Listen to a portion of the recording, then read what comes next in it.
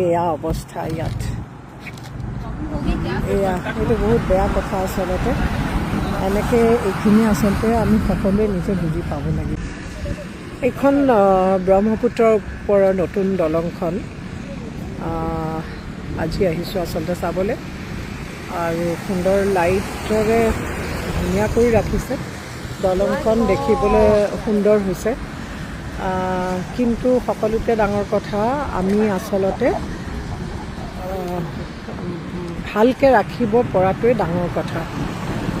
ধুনীয়াকৈ সজাই মেলাই ধুনীয়াকৈ দলং এখন সুবিধা হৈছে, কিন্তু এই দলংখনৰ কাষত এইটো এটা ৰাইজৰ সুবিধাৰ কাৰণে কাৰ পাৰ্কিং, কিন্তু আমি কৰিছোঁ কি এয়া অৱস্থা ইয়াত।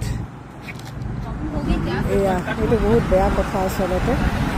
এনেকৈ এইখিনি আচলতে আমি সকলোৱে নিজে বুজি পাব লাগিব, নহয় জানো?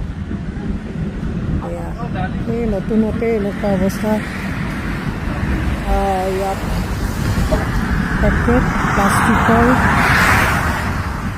প্লাষ্টিকৰ বটলৰ পৰা আৰম্ভ কৰি সকলো ইয়াত পৰি আছে, কিন্তু আচলতে সেইখিনি আমাৰ নিজৰ ঠাইখন নিজেই চাফা কৰি ৰখাৰ দায়িত্বটো আমাৰ প্ৰতিগৰাকী নাগৰিকৰ দায়িত্ব, নহয় জানো?